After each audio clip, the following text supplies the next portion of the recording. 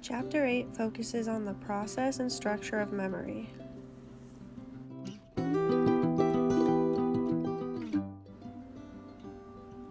One interesting component of the memory process is working memory.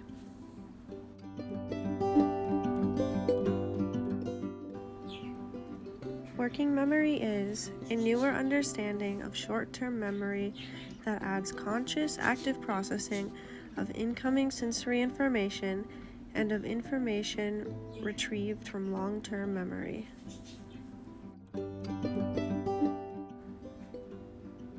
Why is the idea of working memory useful?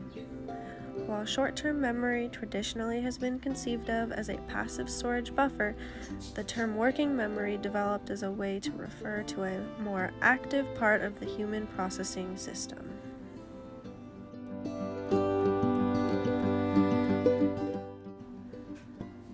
Working memory takes place when sensory information, such as visual and auditory sensory information, is being processed into a memory. Visual spatial working memory is recalling shapes, colors, locations, and movements. Auditory memory is recalling things we hear, such as song lyrics.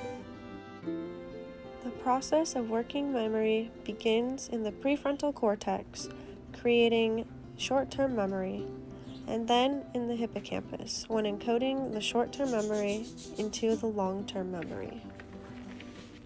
On average, a human brain can hold roughly 7 things in their working memory at any one time.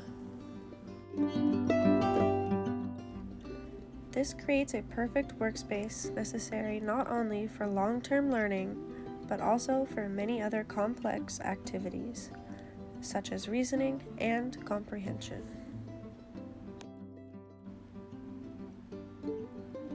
So where does working memory fit into the process of memory? It starts with an external event, which is taken in as sensory input, which then creates a sensory memory to be encoded into the short-term working memory, which is the point in the process when the information is rehearsed and maintained. It is then after this point that the new information is encoded into the long-term memory. Within working memory, information previously encoded into the long-term memory is retrieved to connect and to give context to the new information.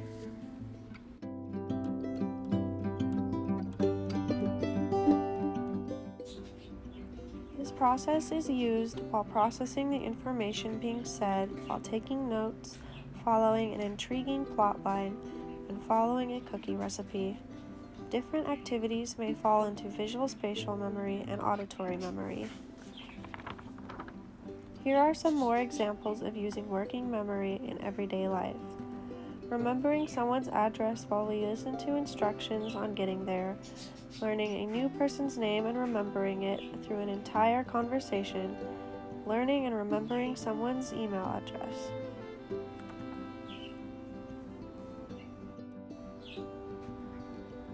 Chess masters can play chess games without being able to see and manipulate a chessboard. Thus, they are able to keep the current locations of all the chess pieces in accessible form of memory, often informally referred to as instances of working memory.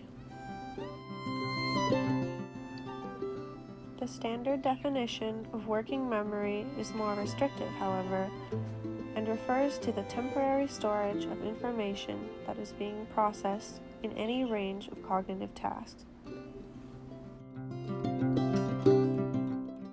Here is a game to test your working memory. Try to remember as many words as possible.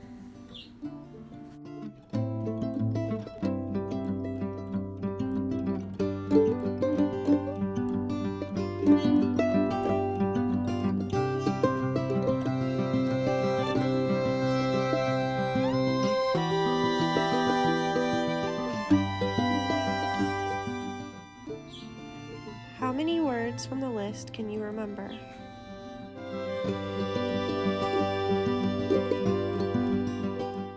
Did you make the connection between some of the words and the topic?